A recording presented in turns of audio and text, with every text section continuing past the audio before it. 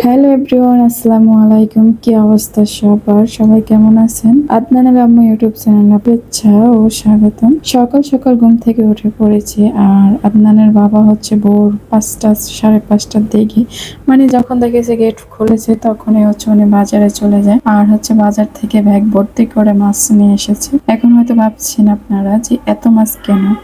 আসলে আমরা মাছ মানে সব এক মাসের বাজার হচ্ছে একবারেই করে দিই, যাতে হচ্ছে সারা মাস কষ্ট না করে খেতে হয়।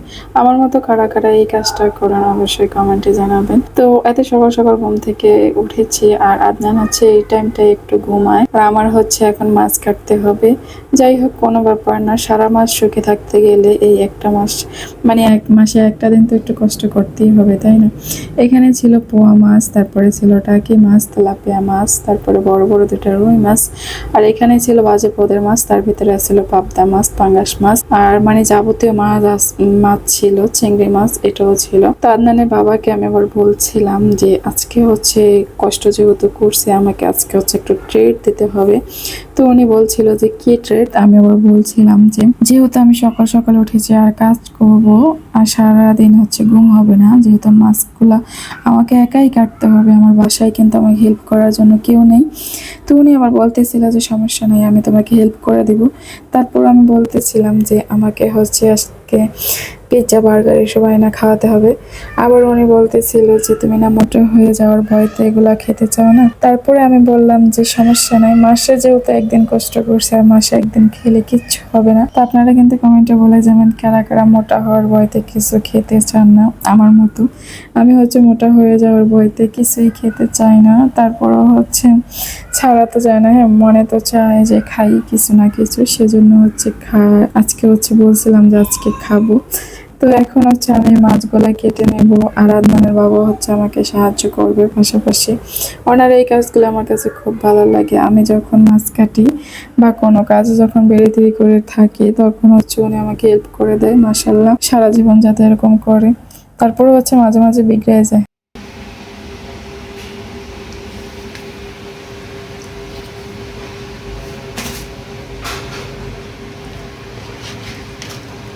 আজকে মাছটা যেরকম টাটকা টাটকা সব, তো দিনটা সবচেয়ে দামি মাছ করবি এই ডিডি পাবদা মাছ, এর মধ্যে এই যে টাকি মাছ, টাকি মাছ আনছি তারা এটি দামি না? সেই দেখো, সেই দেখো টাকি মাছ দেখছি,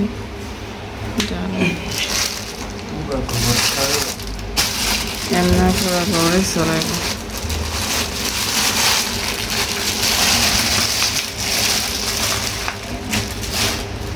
মোট কয় টাকার মাছ?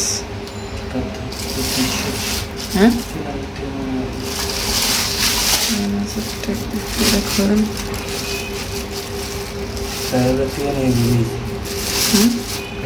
নিয়ে বেরোচ্ছি, মানে 2700 আছে। 3000 মাছ ধরে 200 টাকার আইতে করে দিয়েছি। পুরানো পুরানো জিনিসপত্রতে হচ্ছে মাছগুলা ঢেলে নিচ্ছি একে একে। অনেকে আবার বলবেন যে এমন নোংরা পাত্রেতে কেন ঢালছি। এগুলা হচ্ছে আমার পাকের ঘরে সবসময় থাকে, আর এগুলাতে হচ্ছে যখন মাছ আনি এর ভিতরে হচ্ছে ঢেলে রাখি, তারপরে হচ্ছে ধুয়ে রাখি। পাকের ঘরে থাকলে তো সব জিনিস এমনি নোংরা হয়ে যায়, সেজন্য হচ্ছে নোংরা হয়ে গেছে। আর আজকের মাছগুলো কিন্তু একদম টাটকা টাটকা ছিল, কারণ বাজার থেকে আনছে একদম সকাল সকাল গিয়ে।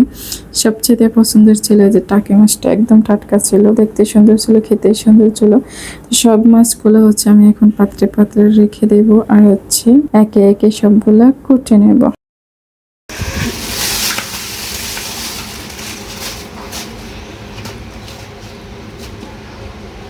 ছোট মাছ আনি কালকে করে নিয়ে কিন্তু মাছ কম টাকা আছে, দেখলাম তো, কিন্তু মাছ কম। রাস্তা মাছ বড় বড় দিয়ে বড় বড় এটা দেখি, এটা দেখি।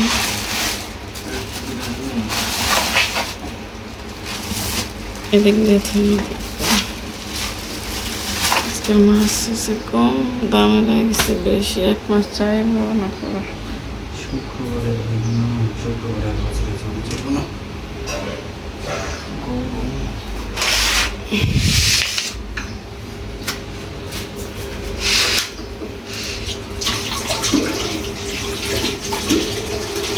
আমরা বটি বটি আনি বটি বটি লাগে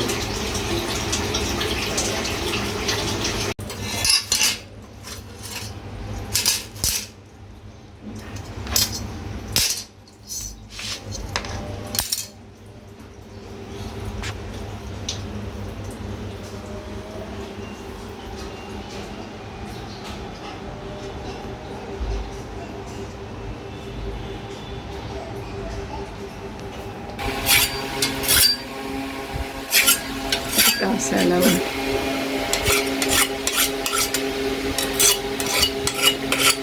আমি দাঁড়াব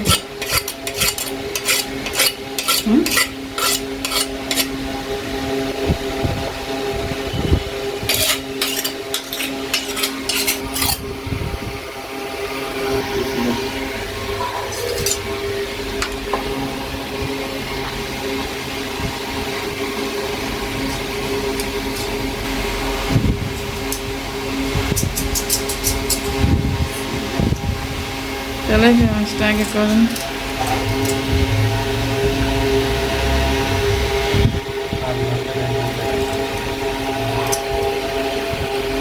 থাকবো না আসে বসে আসতে হলাবেন না আসতে হলাবেন না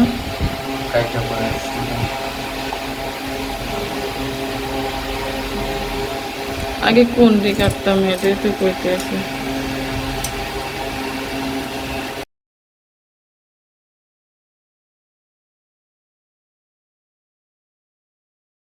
তো সকাল সকাল এখন হচ্ছে আদনানে ঘুমাচ্ছে আর আদনানের বাবা এই তো প্রথমে হচ্ছে কেসি দিয়ে মোটা কাটাগুলো হচ্ছে ফেলে দিবে, তারপরে হচ্ছে ওই যে আঁশ ফালানোর যেটা আছে সেটা দিয়ে হচ্ছে আঁশটাও ফেলে দিবে।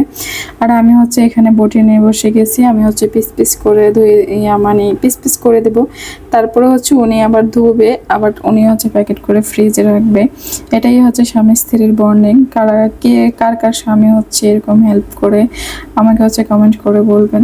আমার স্বামী যে 100% পারফেক্ট 100% ভালো তা কিন্তু না, ভালো আছে আবার খারাপও আছে। তো সব মিলাই হচ্ছে জীবন, কখনো কখনো খারাপটা স্যাক্রিফাইস করি, কখনো কখনো আবার রাগ হয়, তো এরকমই। তো আমার ছেলেটা হচ্ছে ইদানিং দুষ্ট হয়ে যাচ্ছে, পাউডার মেখে আমাকে বলতেছে ভোক্কা, মানে আমাকে ভয় দেখাচ্ছে। তো ভিডিওর মাঝখানে যেটাই বলতেছিলাম যে সবশেষে আমি হচ্ছে পিৎজা বার্গার খেতে চেয়েছি, তো উনি হচ্ছে বাইরে যায় আর গিয়ে হচ্ছে আমার জন্য পিৎজা বার্গার তারপরে নিয়ে আসি, আর সেগুলাই হচ্ছে আমি খাচ্ছি। আমি কি খাবো আর আমার ছেলে দেখুন ও হচ্ছে একা একা খুলছে আর পিৎজাটাকে হচ্ছে এপাট ওপাট করতে করতে একদম ঘেটে দিয়েছে, যেটা হচ্ছে একদম কি বলবো একদম ঘেটে গেছে। তো তারপরে কি আর করা, তাই খেয়ে নিলাম।